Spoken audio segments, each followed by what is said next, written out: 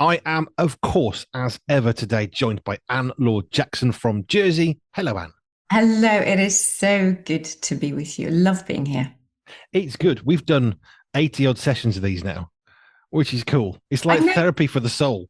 to think like 2 years, 2 years, really? Plus, it's like it's a beautiful thing. It's really lovely.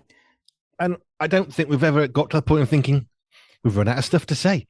I've got another angle yet again. And this is something we were just saying off air, which is there's so much in life that we haven't even touched on, that touches everybody, that we actually have some answers to.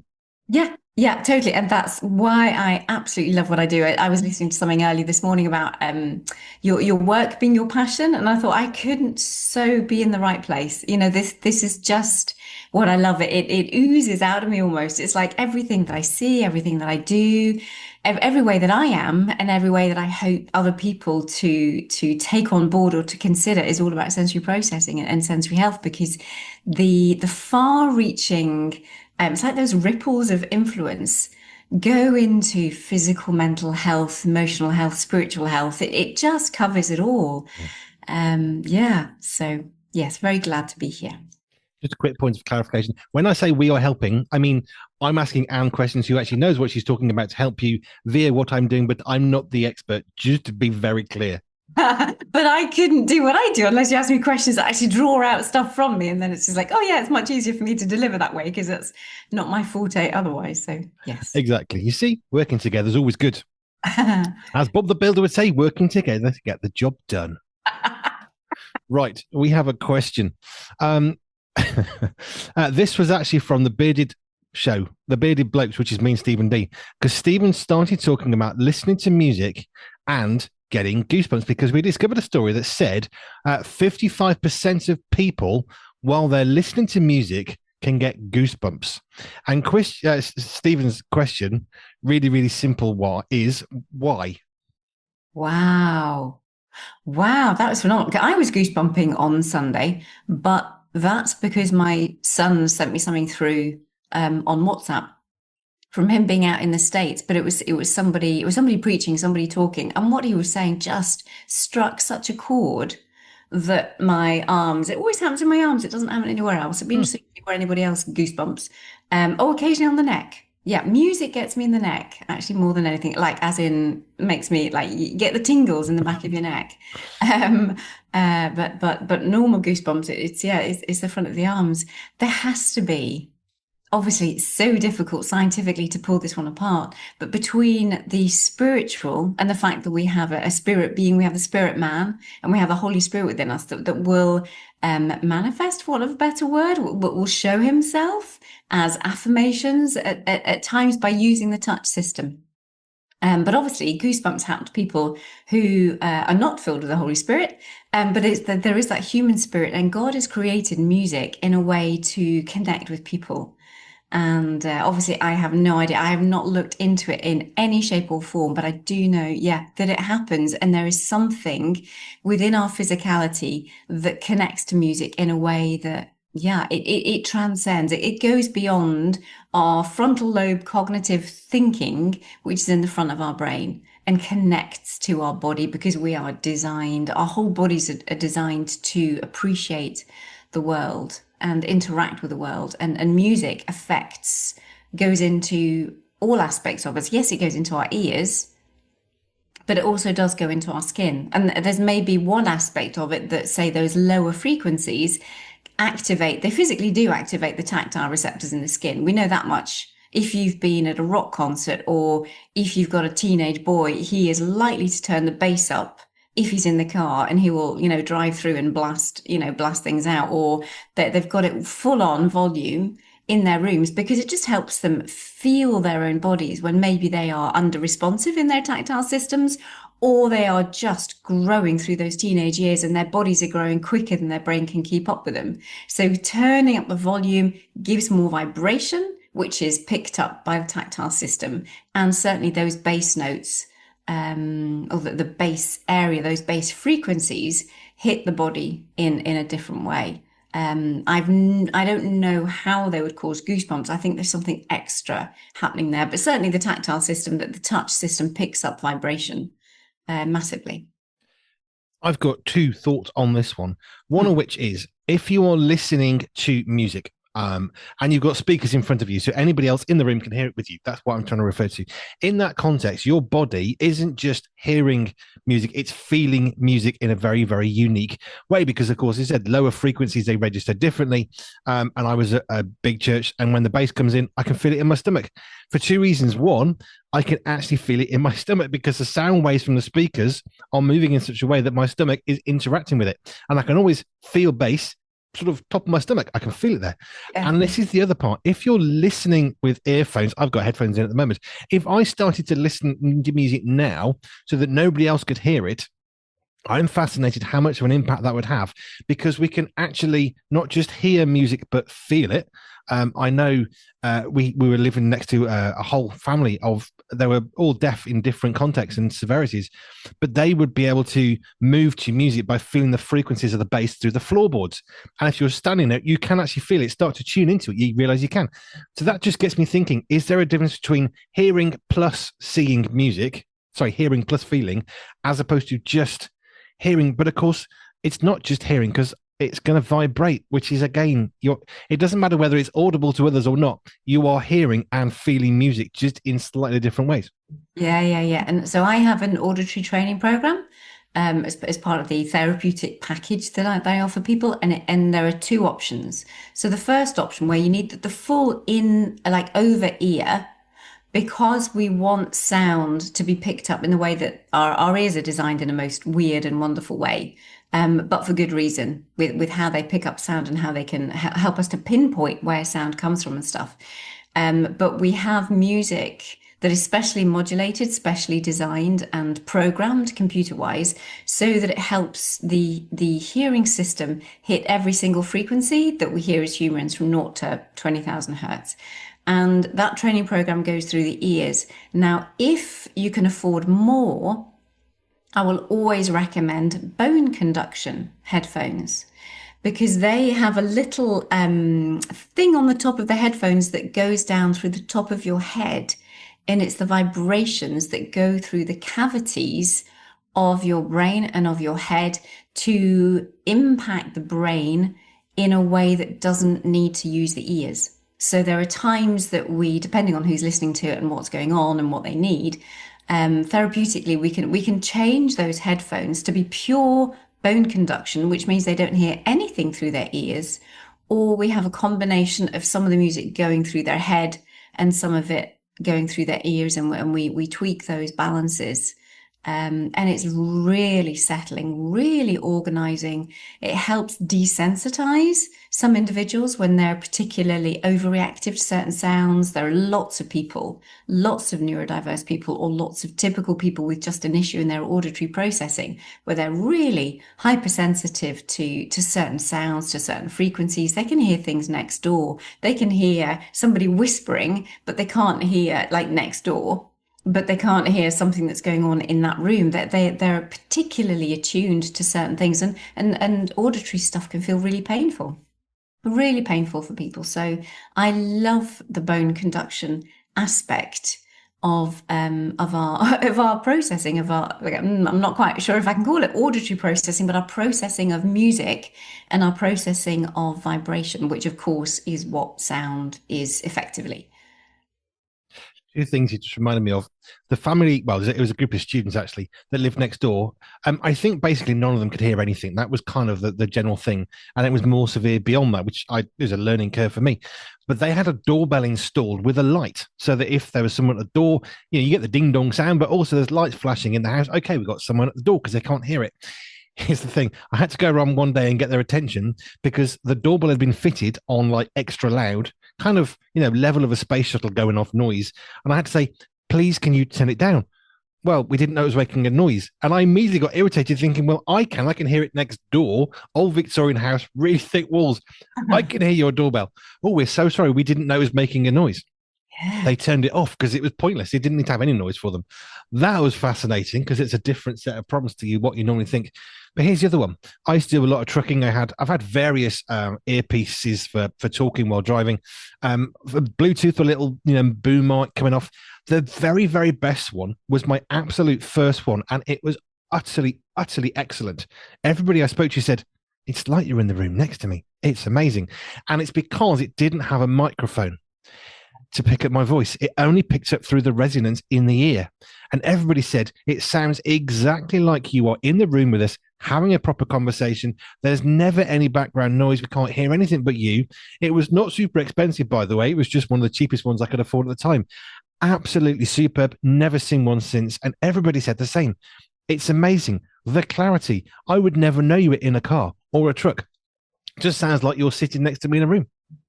That is amazing. And just think, why? What happened to it then? Or why didn't it, why haven't more people done the same thing if I that's don't know. they No never got, microphone, which is perfect yeah. in that context because you want no residual noise. Uh, It's fascinating. I know the military use two microphones. You see two dots on the neck because mm, one's picking up the ambient noise, one's picking up your voice, and it cancels it out. So when you're talking, you don't hear the bombs and explosions. What you can hear is the voice.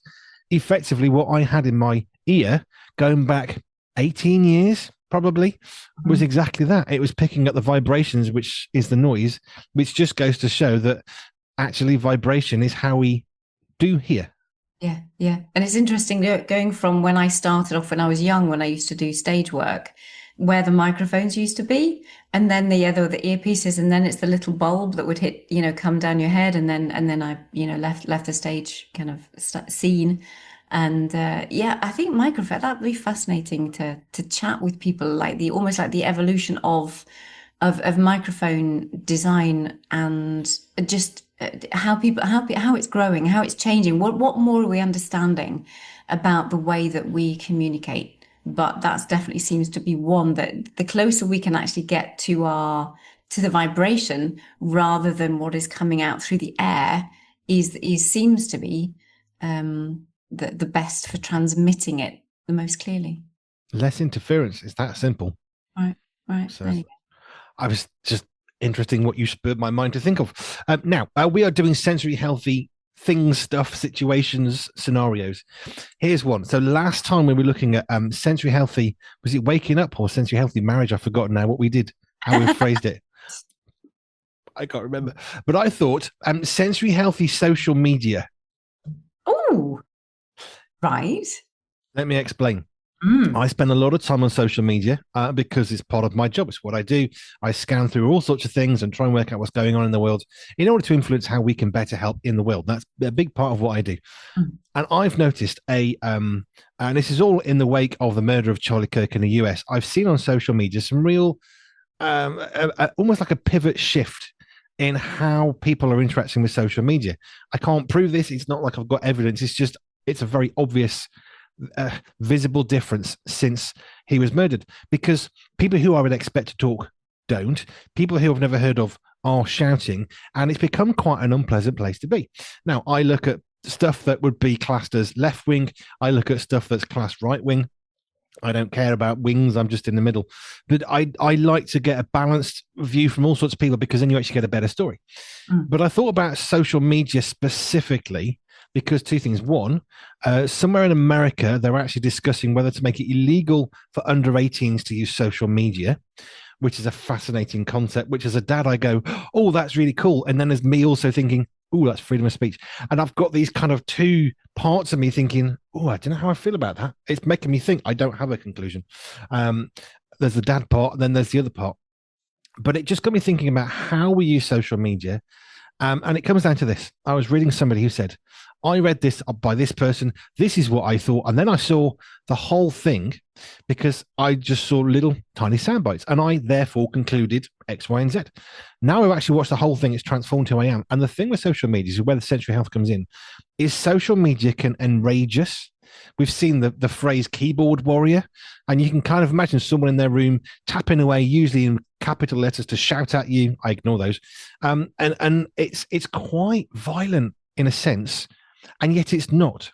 So the sensory health of what I'm asking you for, which is trying to be a longer intro, how do we do sensory health better in regards to social media when just picking up your phone and scrolling through, you're going to see stuff which is not true, which is one problem. That's not the question. But stuff that's partially true and stuff that is true. And it moves us internally so much People get angry and they do all sorts of stupid stuff as a result of social media, explicitly and exclusively so. How then can we do social media better from a sensory healthy perspective? Yeah. Wow. What a question. Um, as with anything, it is various stages along the way. There is the preparing before going in with the correct kind of mindset. I think anywhere where we just allow ourselves to, what's the word? Just absorb what it is and not filter. I think it's having that filtration up to begin with. But before we go on social media, have an element of preparation before it, so that you're not just absorbing the information just because, and it will go into you regardless of whether whatever you think about the content, it is going to go into you because you're seeing it, because you're hearing it, because you're reading it. It is going to go into your psyche. It is going to go into your spirit. So before you even go on, it's like being prepared, preparing yourself, knowing that the power of the influence of social media, and having that 5% of a barrier up or more before you go in, so that you can take captive and be aware that you are not. It's preparing yourself beforehand. Do not take anything at face value from Facebook, from social media. It is like you may choose to absorb to a degree, but you're not going to let it influence you. So you can cognitively, just using your mind, using your brain, just put a stop to that. But it's when things have been allowed, whether you've allowed it or whether it has just entered you and caused this reaction, which is much lower brain processing, that stimulates a physical response, whether it be an anger or the tears or the love or whatever. It is before you respond to it, it is stepping away for a little bit, just or hold your phone and go and walk up and down the stairs. Just breathe, just do something. We need to learn how to develop that self-control. It is a gift of the spirit, and if we are not developing self-control, that's why we have such awfulness coming out on social media, because people don't, they just let it fire. And if we can take control of our responses, then that is going to help, a great deal. And we can reduce our arousal levels. So when we are put into that fight mode or that passionate mode, or that's something that is not good passion, but can potentially be really, really negative and incite other people to say things that are not helpful, that's when we need to have that self-control to pull away and do those sensory strategies. Whether it be do a bit of a dance, just take time out, just go for a walk, just walk outside 2 minutes, or even take your phone with you, go walk up and down the stairs, sing to yourself, just totally distract yourself, allow the build up, the physical build up in your system to dissipate a bit, because we will just get firing. A slow anger a slow response turns away wrath, and be slow to anger. It's that response that we need to give that is controlled. So a soft answer, that's what I'm looking for. A soft answer turns away wrath. We need absolutely to be self-controlled. And we can use sensory strategies to give us that space when we might instinctively, because of the power of social media, we might instinctively want to respond to it, but we just need to learn how to react and respond to something that comes so intimately into our lives. And I think this is the thing. This little device, which we now need for banking and all sorts of things, you cannot now have a mobile phoneless life if you want to enter the digital world at all, which includes things like banking or paying for things online. We're going to send you a one-time password. You have to have a mobile phone. I don't like the have to part, but that's where we are. But I was just thinking about the fact that, generally speaking, if you go down to the pub, nice classic example, you're in the pub, you're having a pint with a bunch of people or a glass of wine, whatever, and someone disagrees with you, the first thing you're going to do is disagree back. The problem with social media is we get to say what we want without considering where we are. In a pub, you think, hey, there's one of me and 10 of them. I probably need to be careful how I speak right now. And they've had a bit of alcohol, so we can see that, maybe they're a bit too relaxed and might get aggressive. So we tailor it. The problem with text, emails have been classically said, text messages as was, an emoji can go so far, But hey, if you're going to be rude, you're going to be rude, and a smiley face doesn't cut it. And I think that's one of the things where I don't think there's been any real training. And this sounds almost silly, but we kind of need to be trained how to use social media, how to engage with it. I have many thoughts, which I'm not going to go into on that. But we need to think about it because in that pub scenario, you're not just going to blast away at someone you can't see. Why would you? There's every possibility they'll punch you. You know, this is life. We know this in human reactions. So we're very careful. But of course, on social media, I'm hiding behind a screen. No one knows who I am, where I live, what I do. So now I get to say whatever I want to say unfiltered. And actually, that's not good for anybody else. And it's not good for me because now, like you're saying, it's like unfiltered anger. And the real issue is because we're not moving and, we're not playing rugby or having an argument walking down the road. Now, all of the physical reaction to that anger is fully internalized. Is that cortisol and all that? And all of a sudden, we've now got physical fright and flight while I'm sitting in my lounge with a cup of tea and a phone in my hand. Absolutely. Absolutely. It's quite a remarkable shift in our psyche. And that most of it's not something that's said through our society. I don't know how much in schools, it's kind of like self-control is really important. Self-control is massively important. I don't ever personally remember anybody talking about it in a school setting. It's like, well, we talk about being kind and things like that, but self-control is the crux of so many things. And we need to help people learn how to be self-controlled or realize the response of what they're doing when they just let rip, on social media and they think, yeah, they're anonymous. So, or even if they don't think they're anonymous, they just want to get a following. And by being, obnoxious and hurtful and unkind is a way to get it. It's like, okay. In some ways, I'm thinking, is this sort of straying from central health? But I really don't think it is because this affects who we are and how we are. And this is the problem. You can walk into a room, someone's on their phone, they've just had a verbal tirade of argument with somebody. They might be in the right, might be in the wrong. Someone walks in the room.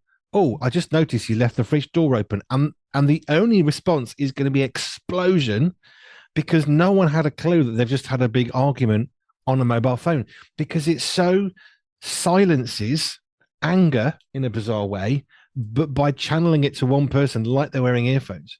And you would have no clue and think, why they just exploded me about the fridge? They're the one that's at fault. They left it open. Or the freezer. There's water on the floor. But we don't know. And that's the thing. In a pub, you'd walk in and think, oh, I can feel the tension. Yeah. You don't have the same capability if someone's on a phone. That's such a powerful thing because that's the human. So walking in the pub, you've got the sights and the sounds, and you feel it is that feeling of the atmosphere. You can sense it literally with the senses. And you have somebody who's on their phone and you have absolutely no idea what is going on. You haven't heard, you haven't seen, you know nothing of the context. There is nothing, you might be able to tell there's something physically, potentially up with that person. I know something had happened with me. Something off had happened to the business during the week. So I was trying to work it out, and my husband came in and asked me something, and it was like I knew I wasn't in a good place, to respond well at that point. And it was more like, can you give me, not a good time, basically. And we have those opportunities, and under normal circumstances we can communicate that, but sometimes we're not even aware of it. And it just happens, and then you'll snap back or you'll respond back, and it's a new way of working through relationships because we have no context, which is exactly what you were saying there, that the context just isn't there, and you don't know anything. I'm back to thinking, yes, this was a good sensory health question because our approach to it, and especially the bit just after we've come off reading somebody saying something particularly horrible, is to snap at the first person we see in the real world. And of course, we're in a virtual world where we know that there's lots of accounts that are fake. They're not real. So you can be shouting at somebody who's not a somebody. It's a set of preset responses. We know this is quite normalized now. I saw a picture the other day. I'm not going to say in what context, but very obviously fake, very, very well faked. I do graphic manipulation, so I can see the fake stuff. A lot of people were taking in and were going off on a tangent. It's like, but that's not original. It's very obviously not original. It's very skillfully done, but it's very obviously not original. And of course, it's triggering stuff. So here's the other part of this. I go through a lot of news sites, and again, I read all sorts. I don't know, 12 or 15. I probably scan every day, and I'm getting stuff from extreme far left, extreme far right, somewhere in the middle. It's a whole mishmash, and I like to read all of them to try and get a balanced view. But one of the things I've seen more and more and more, to the point of I can't be bothered looking at your newspaper anymore, is clickbait, because they're trying to generate a response enough, normally of "ooh, I want to know." It's almost like gossip. And then when you finally click in it, it's the most redundantly boring thing you've ever known. But of course, now you've done what they wanted because it's triggering a response. And it's the triggering of a, it's hard to say that. It's the triggering of a response that I'm more interested in from a sensory healthy perspective, because they're trying to play on our emotional health, which of course is always going to be very much tied to our sensory health. So it's an obvious one when you read it. Guess what they've said, dot, dot, dot. Okay, we know that's clickbait. They're getting more clever now. They don't do the three dots at the end, and it's a bit more subtle, but they're trying to trigger. And I guess my thoughts on sensory health and social media is, how do we use it responsibly? Because when I first started on Facebook, I was just chatting people I knew from over the years, sharing photos, sharing stories. Now it's bombardment of advertisement to the point that they're all almost useless as social media platforms, because you can't see the people you actually want to see because you've been given stuff you don't want to see. And it just riles us up and disconnects us from society. So, how do we do better with sensory health when we want to know the news, but everyone's trying to clickbait us into it, which sounds like a non-sensory health question, but it's all about our response, which is very much sensory health related. Yeah, it is, and that's the foundations. It's that regulation. We call it like self-regulation. How can we be more self-regulated in how we absorb the information, how we respond to it, how we react to it? And it's that awareness raising of the impact of these things, and that we can take control. We need to take the control when others are trying to control us with the things that they feed us, and how they want us to engage with it. It's going to be really interesting over the next number of years to see how much of a shift is going to happen, and how people who are getting wiser and more controlled. I think when you're first hit with social media, goodness me, you just get drawn in because you have there's nothing that you've ever had like it. There is nothing else out there. You might get the odd advert on TV, but that's that can be powerful, but nothing like social media. So for the newbies coming into social media, or even some of our older adults who are thinking, because they've now got to get a mobile phone because of their banking, that those who are 60s plus are being absolutely forced to meet a new world that they've never had done before. And it's very easy to get consumed. So we just need to take control back as soon as absolutely possible, and monitor what our eyes see, what our ears hear, and use the physical body when we feel it affecting us, because nothing else affects us. In the normal world, you might have somebody who's a bit annoying, but you just walk away, or you learn how to deal with it, or you speak to them and you resolve it. And that's a typical sensory healthy, normal, lovely process. But you have this stuff coming on screen, and you have no recourse for that coming in and affecting you. Because actually answering back doesn't help, because it always gets twisted, and everything always just gets twisted, and people pick things up wrongly when you meant it in a different way, and it's just one big mess, really. So it's about taking control and recognizing you don't have to engage in this stuff. You do what you need to. Go to places where you know that you are not you're not going to get clickbait in the same way. It's you can choose your channels, choose things wisely. It's just take control of it, and don't just be there.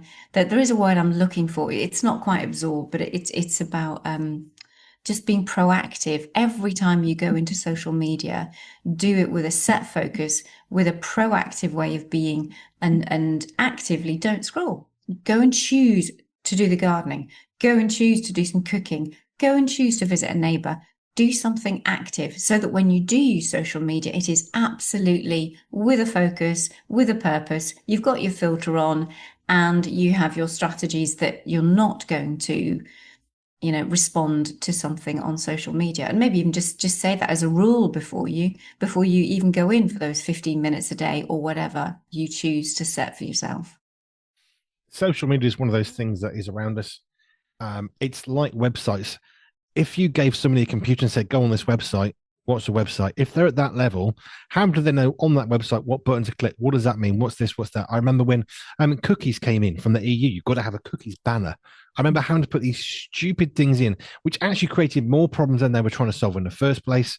What a shock. But we had to explain what a cookie was. Like, it's a biscuit, right? It's what you eat, but it's got nothing to do with that. It's to do with crumbs that you leave behind you. That's quite a complicated concept. And so on a website I was building at the time, we had to create a cookie thing and describing what it is. When you're visiting us, here's the details of what we're retaining of your information of coming to us. People were quite shocked. Well, how do you know those things? And then I tried to explain, well, if you've come to my website, I need to know what computer you have. I need to know where you are in the world in order to send you the data that you want to read on the screen.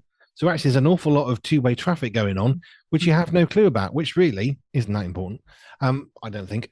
But we had to put cookies on. It's quite complicated if you don't know what it was. And if you came across a cookie on a website, you're thinking, what nonsense is this? And we have that. Why have you got this information?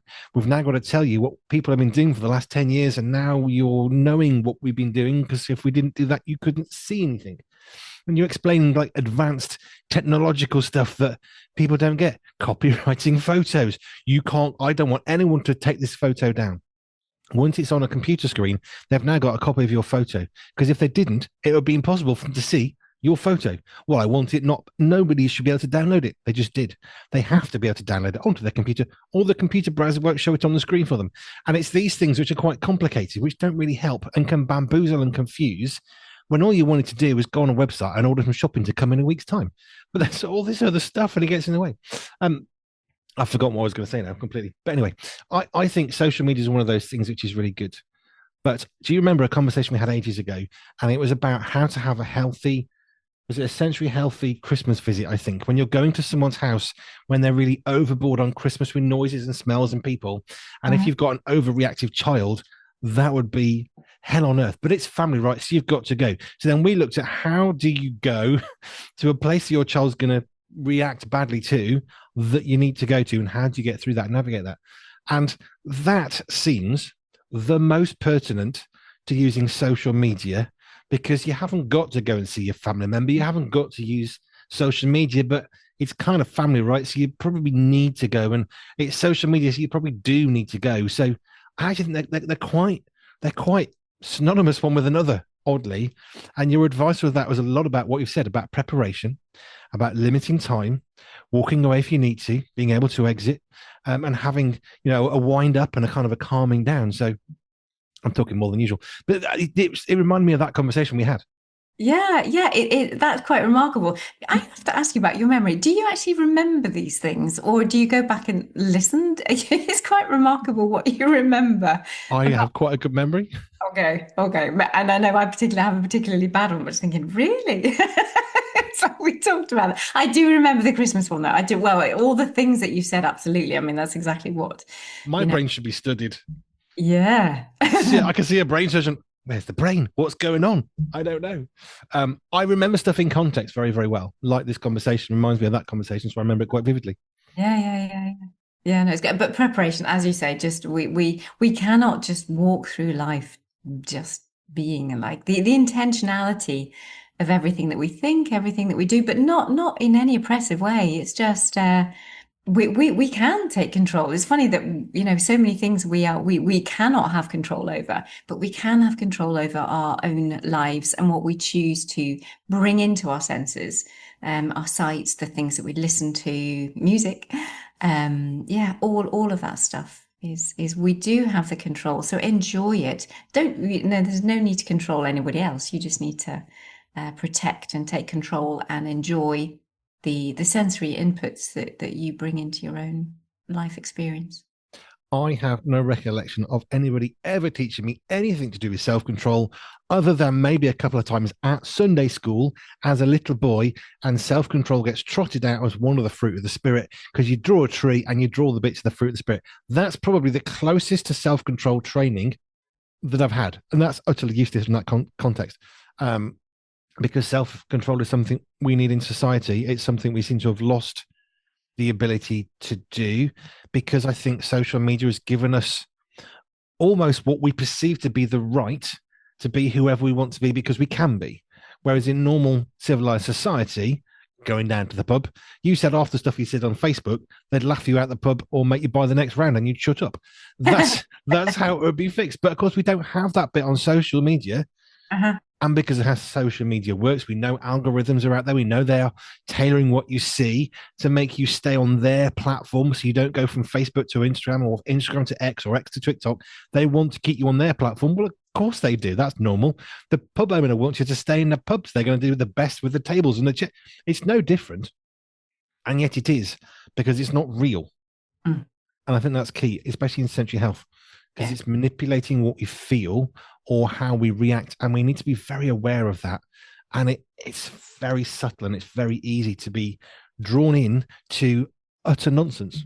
Yeah. And because our eyes and our ears are terribly powerful for keeping us engaged in something. You know, smells, you'll have an immediate reaction, it will go into your limbic system and it'll bring memories and this, that, and the other, but it won't last. You know, like 5-10 minutes, and you're past it, or you smell the lawn being mowed, and it's just like, oh, that's lovely. If you don't get hay fever, and you know those moments pass. But things that you see with your eyes and your ears, and even are so powerful and are continuous. Physical activity we can only do for a certain amount of time, and then our body's like, so our vestibular proprioceptive systems, we can only take so much, but our eyes and our ears, goodness, they are really powerful senses for engagement, and especially when it continues. So you can be on there for hours if you do not take control.